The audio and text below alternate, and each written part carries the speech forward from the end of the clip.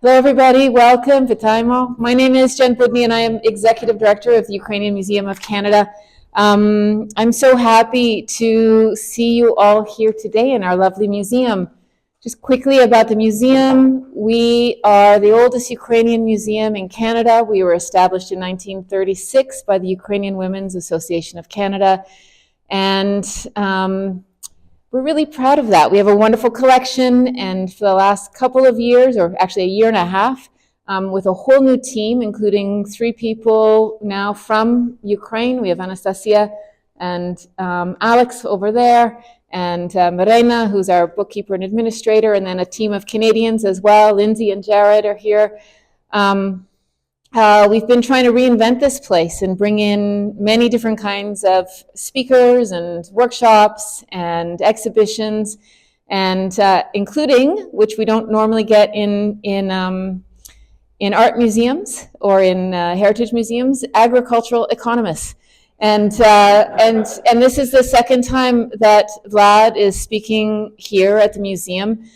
We met. Vlad is a professor of agricultural economics from Ukraine. He came here with his family from Odessa in 2002, a few months after the war began, and I met him at a meeting of the Ukrainian Professionals and Business Association. I can't get the full name right, here in Saskatoon. It was the AGM, and he gave a talk there. And I had just started here at the museum. Prior to being at the museum, I was at the University of Saskatchewan, working inside the Johnson Sriama Graduate School of Public Policy, and working quite closely, actually, for several years with agricultural economists. And Murray Fulton is here today, and I was so thrilled to hear Vlad speak at this meeting, because he was what he was speaking about was so urgent and important, and of course I realize all of this is connected. There's no separation of culture from economy, from agriculture, which feeds us all, from any of these things, and so we have to talk about all of it. And what's happening in Ukraine is so urgent, not just for Ukrainians, but for all of us around the world, in democracies and outside of democracies. And this is something that we can't forget about. So this year, when we were talking about what to do this fall, and we are 1 week after the International Day of Memorial for the Holodomor, we thought to invite Vlad to speak with us today about food insecurity in Ukraine today, and I think, as he will let us know, it's not just about food insecurity in Ukraine, but the war in Ukraine is affecting countries all around the world. And with that, I'm going to hand the mic over to Vlad, but I want you to help me to give him a warm round of applause, and thank you all for coming here today. Thank you, Jen. Thank you for coming. My name is Volodymyr Ternovsky, but here I call myself Vlad, just to make my name shorter and more comfortable for local people to speak. And okay. And so we came here at the end of April last year, fleeing the war from Ukraine. And actually, before we came here, before we decided to come here, I showed to my kids these wonderful pictures that I made in 2006 when I visited Saskatoon first time, and I made this picture from the Grand's car when we were traveling around Saskatoon, and we are still waiting for such picture to see here, but no success yet. And hopefully we will celebrate this Christmas time with snow. Yeah, and so today I will talk about what Ukrainian agriculture is, war influence on agricultural production and export, grain corridor and its challenges, world grain market rearrangement, artificial starvation, and Kakhovka dam explosion, losses and future. And so let's take a snapshot of Ukrainian agriculture. And so Ukrainian territory is 600,000 square kilometers, and Saskatchewan is 650,000 kilometers, so we are pretty similar on the territory. Before the war, the population of Ukraine was approximately 36, 38 million of people, but now 8 million people left Ukraine, and total arable lands approximately 28 million hectares, and 44% of its territory is with fertile soils. Small and medium farmers play a significant role in the production in Ukraine. They produce approximately 30% of crops and 45% of animal produce. Ukraine is well known as an agricultural country, so you can see here figures on production and export of Ukrainian grain. And in average, Ukraine exports 50 to 60% of all that produced in Ukraine. And so you can see here, like pretty significant for Ukraine share in export income or export revenue. And it's as for 2020-2021 season, it was 20 billion United States dollars. And 90% goes through the sea export. And this is important for us, and I'll tell you more later on this. So despite the war in Ukraine, Ukraine still takes a third position in exporting and on the world market share.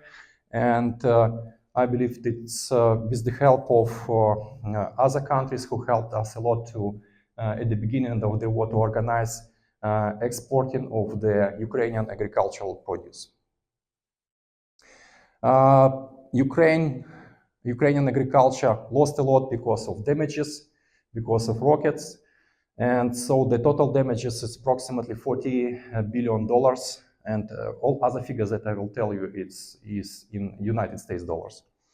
And direct damages of physical assets amount to $8.7 billion, and indirect losses approximately $31.5 billion. And this is because of high production cost. And this is as well because logistic chains are broken, and that is why exporters have to find some other chains to export agricultural produce. And of course, there are big challenges for Ukrainian farmers. As I told you, this is like one of the reasons: high prices. Another one is lack of qualified workers. Not just only qualified, but just workers, because 8 million people left Ukraine, and it's like really terrible situation right now with labor force, with workforce. And there are many risks associated with the possible outages of electricity, because Russia continues to attack energy infrastructure. And of course, another big challenge is contamination of the farmland by unexploded weapons. And for now, it is estimated on the level of 174 square kilometers, which is pretty significant. And this is the way normal field looks like in Ukraine. And this is what Ukrainian farmers on the newly elaborated territories or on the territories that are close to front line, this is the way their fields look like. So you can see here, it could be mined, and this is the harvest that they have on their fields. And some farmers, they are trying to demine their fields by themselves. They are not waiting for the military, for the militaries, because like they want to grow something, they want to seed something. This is the way they survive. And unfortunately, of course, they have some cases when mines could explode during these demining processes. So as the war started, many Ukrainian ports were occupied or just blocked, and its total capacity of 100. This is like total capacity, and the total capacity of Ukrainian seaports is approximately 145 million tons per year. These figures are for the year 2021. So all these capacities were blocked, and Ukrainian exporters could use only 19 million ton capacity of land transportation, and as well there are some seaports on the west of Odessa Oblast that are not blocked and not occupied. But this is not enough to export all the capacities that Ukraine produces. Just to give you a sense about the importance of seaports, the average sea vessel takes 80,000 tons, and which is 3,600 trucks. So, and it does not matter how you improve the land transportation, you would never be able to effectively transport or export all this volume that are produced in Ukraine and ready to export. So when to help Ukraine improve export capacities after the war started, the European Union established overland transportation routes, and it helped to some extent. And on July 2022, Black Sea Grain Initiative was signed, and unfortunately Russia withdraws from this agreement, from this initiative this year in the middle of July. And the inception of this impactful initiative was to bring Ukraine back to the grain world market. And according to this grain initiative, the idea was that all vessels that are coming to the Ukrainian ports were checked in Turkey seaports by the representatives of several countries: Russia, Ukraine, Turkey, and as well by the representatives from the United Nations. And here is the map. You can see all the routes of the exporters and their destination points. And we should mention here that part of the clients, part of the countries were like from the like developing countries. And approximately 57 during the time this grain corridor worked, 57% of grain was delivered to the developing countries, and 43 to the developed countries. And as well, we should mention here that the biggest portion of the delivered grain was corn at 51%, wheat at 27%, sunflower meal and sunflower oil 6% and 5% respectively. And as well, it was exported some other agricultural commodities. So Ukraine has pretty significant impact on the world grain market, and you can see here that as the war started at the beginning of at the end of February last year, the grain prices just jumped up, and we can analyze it here. We can see here that it's like wheat and grain and oil indexes went up, and they went up from the 295 to 800 points until the solidarity lanes were opened, and then the prices started decreasing.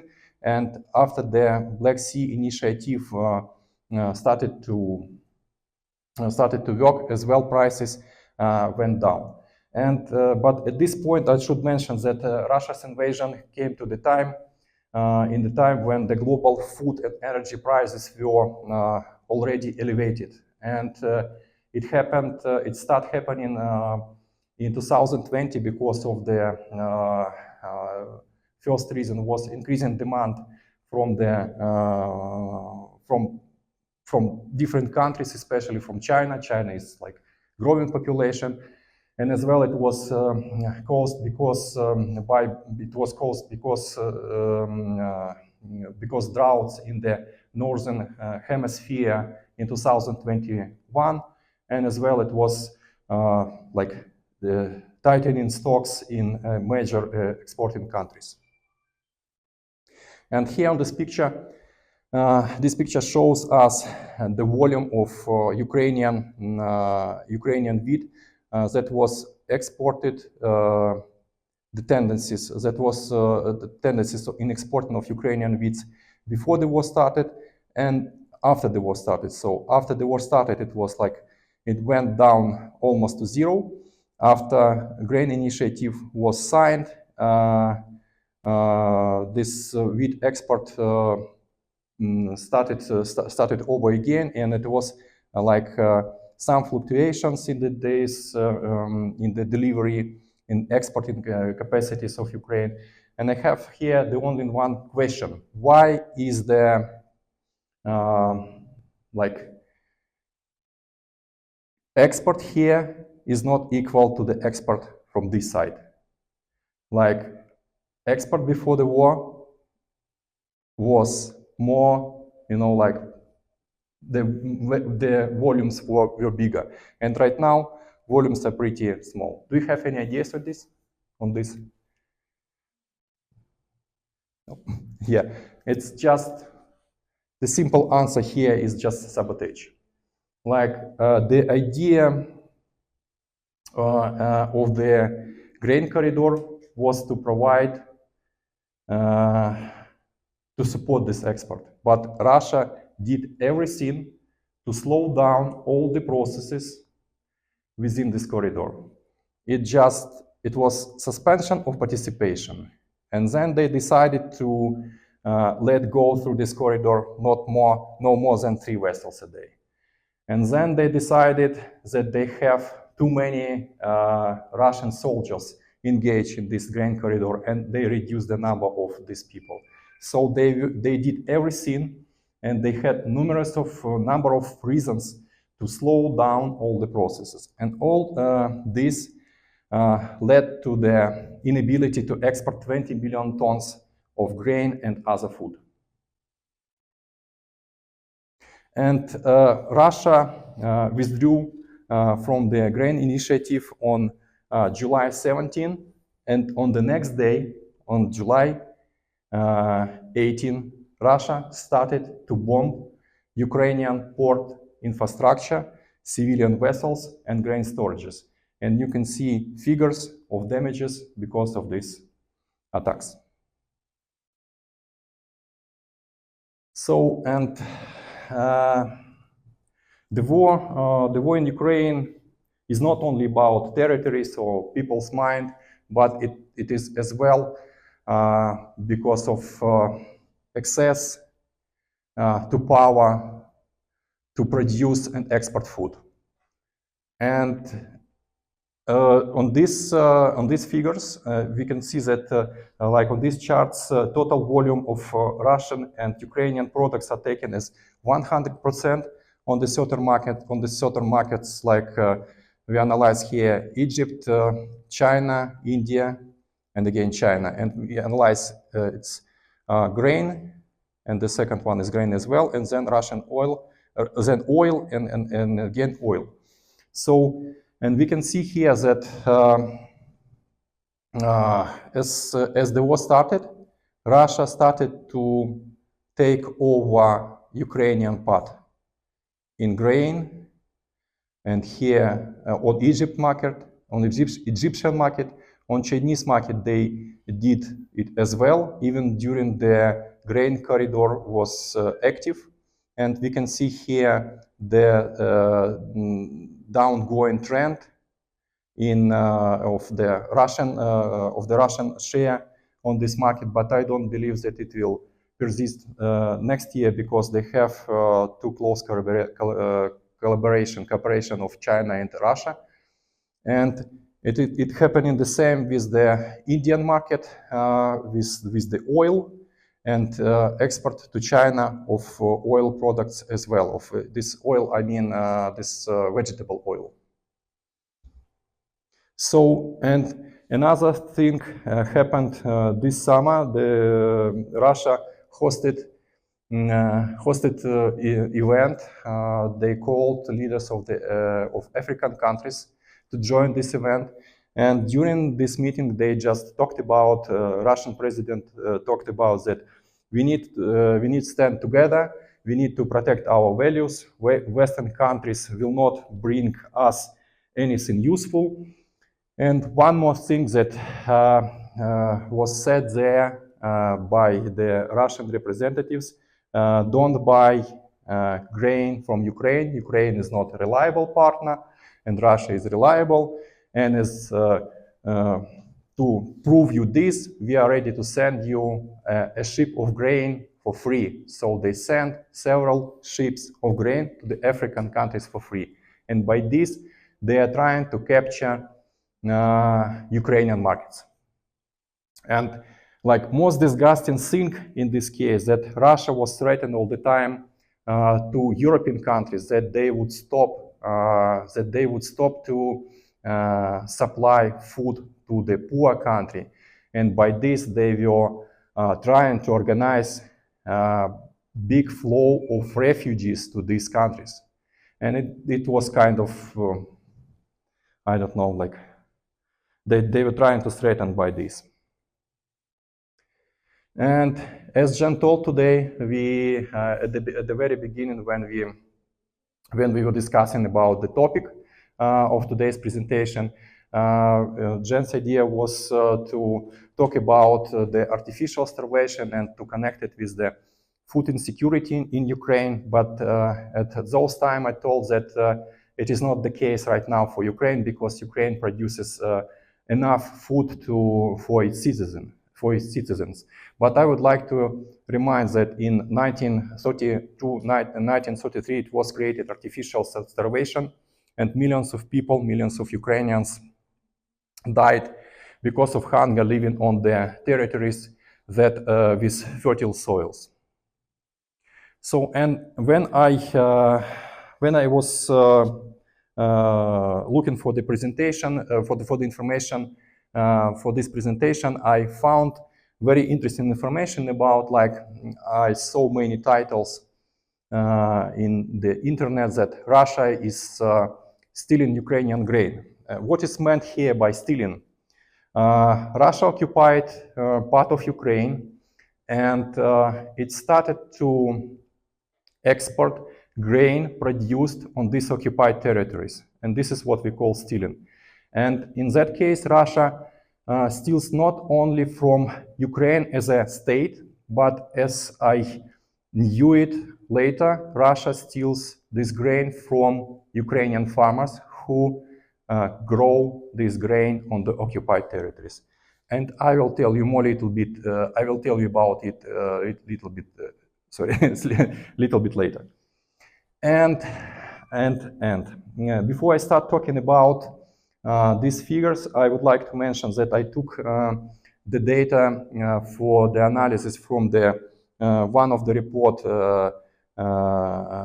from United States Department of Agriculture.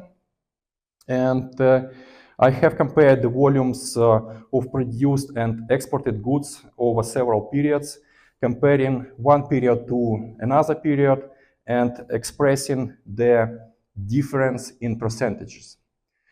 So, and here I compare basically like three periods.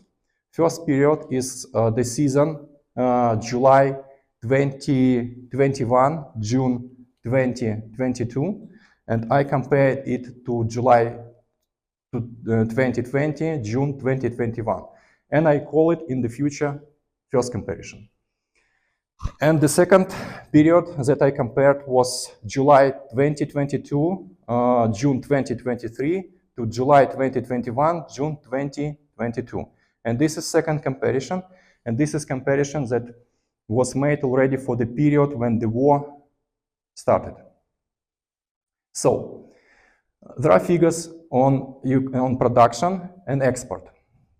And here is the first chart on wheat production and export. And from this probably you cannot see this good, but okay, these first two charts, it's like it's production, it's export, and then production. First two charts is for Russia, and the second two charts is for Ukraine. It's again export and production. So when I did first comparison, I found out that it was a kind of trend for the Russia. They in export and production, both of them, it was like decreasing trend. And for Ukraine, it was increasing. Ukraine produced more in June 2021 compared to June on this season compared to this season, and as well they exported more. So this is export and this is production. But then when I compared another two seasons, one season to another, I found out that Russian export increased by 43%, but at the same time their production increased by 22%. And in Ukraine it was decreasing trend. And now the second crop that I analyzed, it was coarse grain. And here we see pretty the same situation, decreasing on the first comparison for the Russia as in the export as in their production, and increasing in Ukrainian export and production. And look at the second comparison, at the second of the comparison of this periods. So Russian export went up by 56%, and Russian production in Russia went up by 14%. So again, we see the gap between how much they increased in production compared with how much they have increased in their exporting. And in Ukraine, it's pretty the same situation because of the war. And the next slide, look at this. This is corn production and export. Again, the same situation. Russia increased their export by 47%, but production is increased by only 4%. And in Ukraine is down-going trajectory again because of the war. So, and this slide is just to compare all these charts. So, do you see correlation? I believe you see it. And I would like to mention here that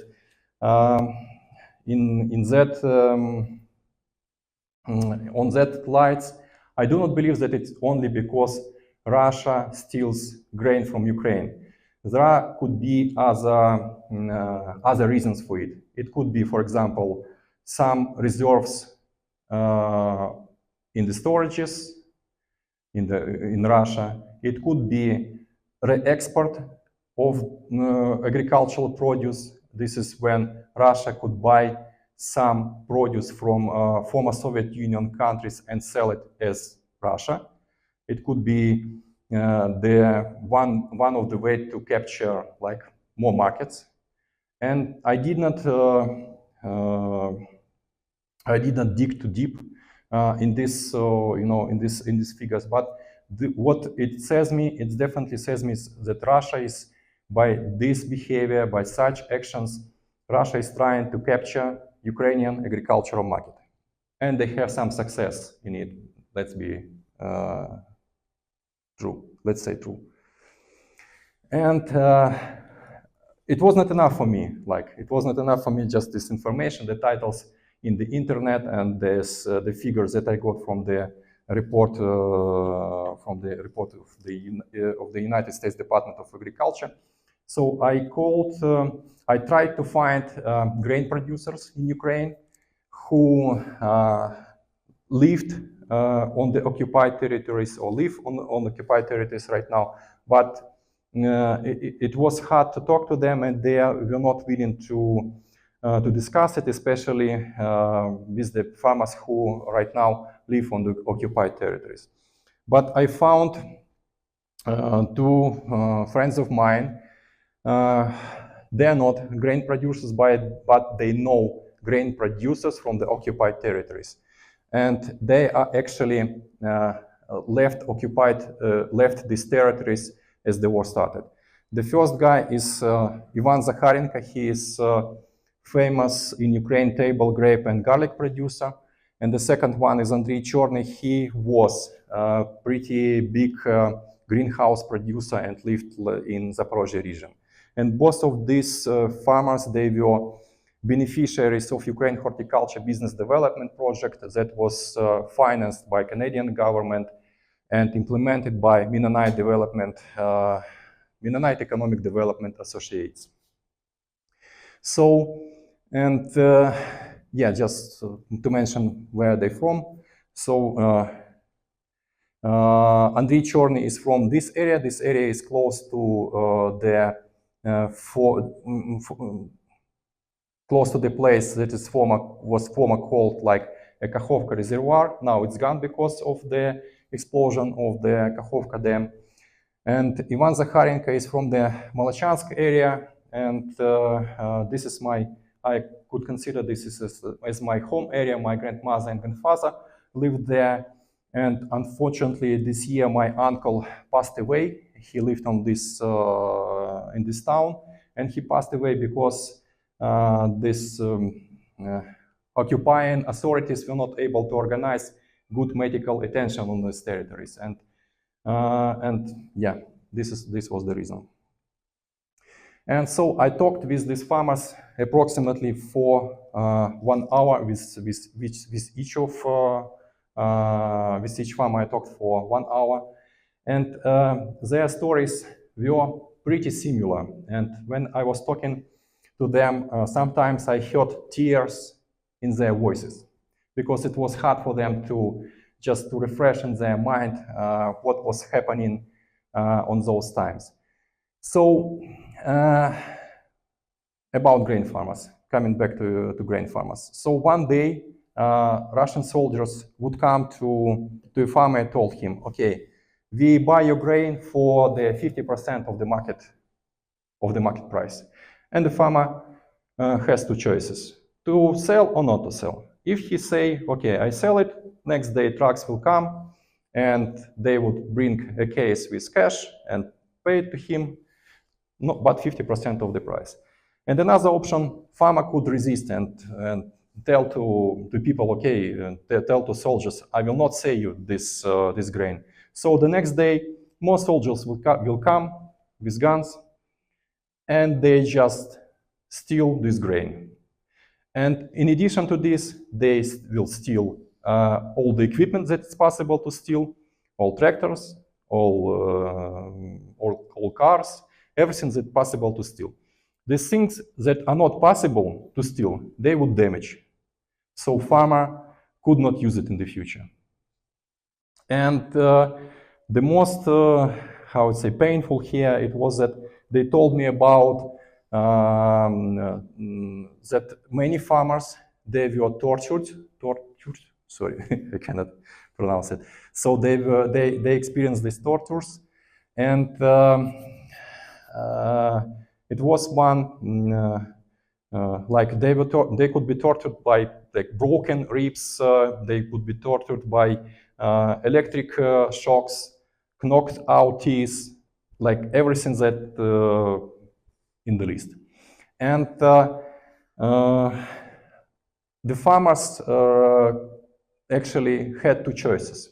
One choice is to collaborate with the occupying authorities, and the second one is not to collaborate. So the farmers who agreed to collaborate, they still will pay 20,000 United States dollars. It is price, you know, like approximate price, but it's something average. Anyway, they would pay it. And the farmers who are not willing to collaborate, they would pay, they had to find $50,000 to get freedom. And with the conditions that within next 12 hours, they need to leave these occupied territories. So yeah, it was kind of terrible when they told me about this. And the difference here is only in the number of broken ribs or missing teeth. So yeah, it was like now this is like another witnesses that Russia steals grain from the farmers. Yeah, one positive moment for today. Do we have here dog lovers? Okay, so the next slide is for you. And I just told you about Ivan Zakharenko. And so Ivan Zakharenko, together with his family, after 16 months in the occupation and after 4 attempts to bring out dogs from the occupied territories, they finally managed to do this, and they united with their dogs. And this is his son Artyom. This is Ivan Zakharenko. This is his son Artyom, and he told me it was good that it was rainy day, and no one saw his tears when he saw his dogs after 16 months. And Ivan Zakharenko told me that this big dog did not talk to him during 2 days, and he saw in the dog's eyes hurt because of being abandoned. Yeah, but now they are together and they're happy. Yeah, another point like before, I found this information recently, and it's just really recent information. It's on 16th of November this year. Putin could face new war crime case as evidence suggested starvation of Ukraine was pre-planned. When I first time saw this like title in the internet, I started to read about it, and then I visited a webinar hosted by the Katriona Mardoch, the international criminal and human rights expert. And during this webinar, he told the next thing. I would like to read this quote. Russia not only deployed a multi-pronged approach by besieging civilian population, destroying critical infrastructure, but it also pre-planned the seizure and pillage of agricultural commodities in an insidious plan. Moscow has sparked a global food crisis and attacked Ukraine and Ukrainian agricultural sector as a warfare tactic.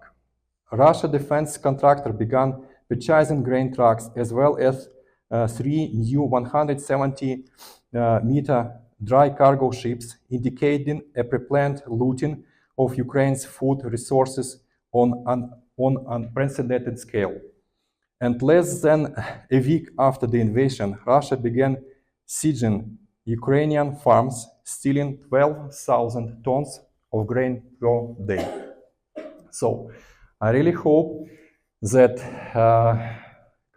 Katerina will finalize this case, and another evidence of this war crime will be documented. And now,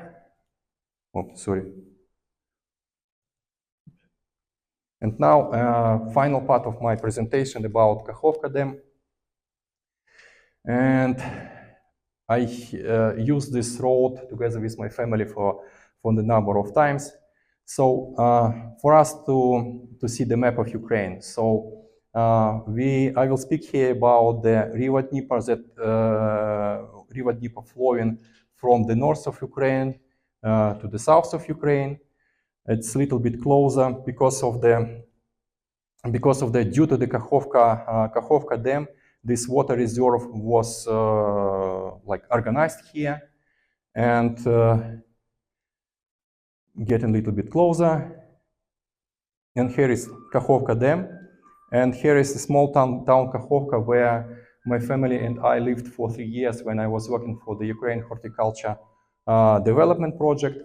And so, but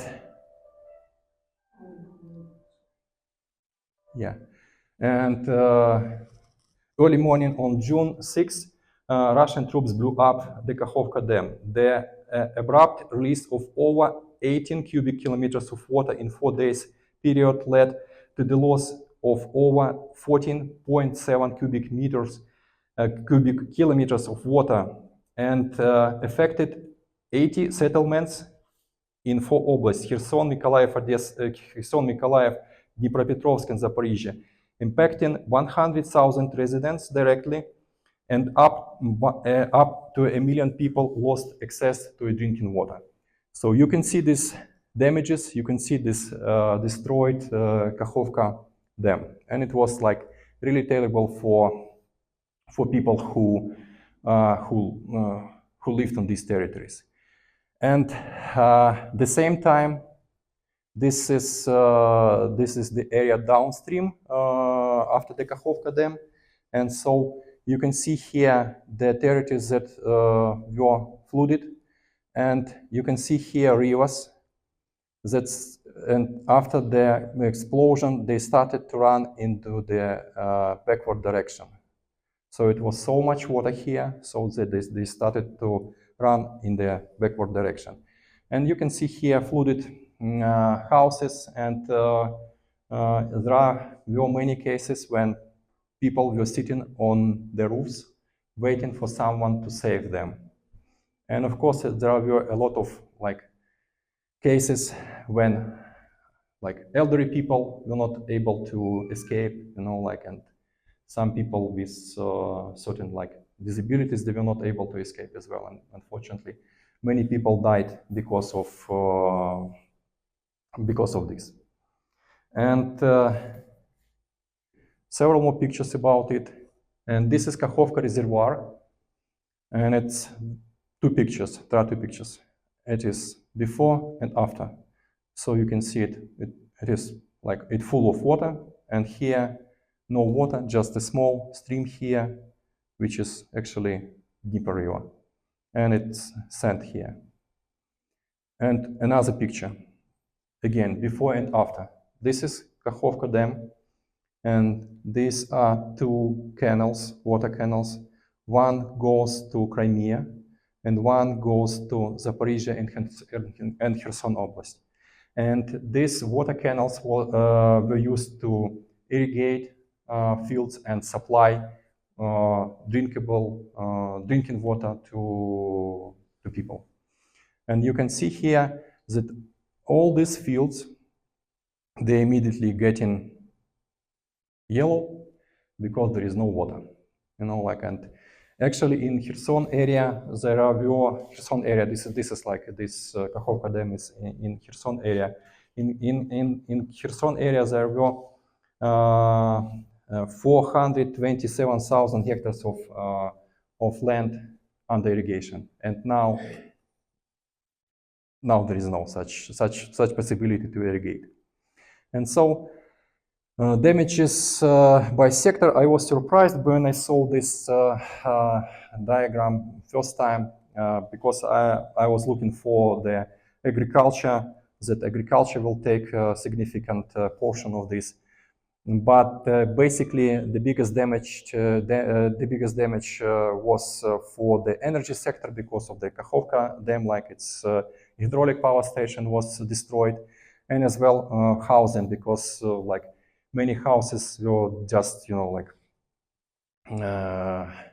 because of water, I would say, they were washed out. They were washed out by this volume of water. And agriculture, of course, as well experienced some damages because of it, but it is only $23.8 million comparing with the total volume almost $8 billion. It's it's a really small portion. And this assessment was made, was finalized at the end of September this year. And the estimation of the losses by sectors was approximately, it looks like this, the environment losses approximately $6.4 billion, the energy sector $3.8 billion, and of course housing, and the next agriculture. So Yes, it is huge damages to the Ukrainian agriculture, to the Ukrainian economy, and right now, actually, scientists are considering whether it worth to restore Kakhovka Dam after it will be elaborated. And the question is, these are the pictures from the Kakhovka Reservoir, former Kakhovka Reservoir. And they already, scientists already found there 65 plant species that forming like wild forests here. And among these plants, there are no aggressive species, so it is okay, like the forest will exist. And as well, they already calculated, they considered the fact that these territories will not experience droughts because of disappearance the Kakhovka, because of disappearance of Kakhovka Reservoir. And so now they are really thinking to restore it or not to restore, because there are many pros and cons for in both options. Yeah, природа is healing by itself. Yep. This is basically what I wanted to tell you about today. If you have any questions, I'm happy to answer. Спасибо.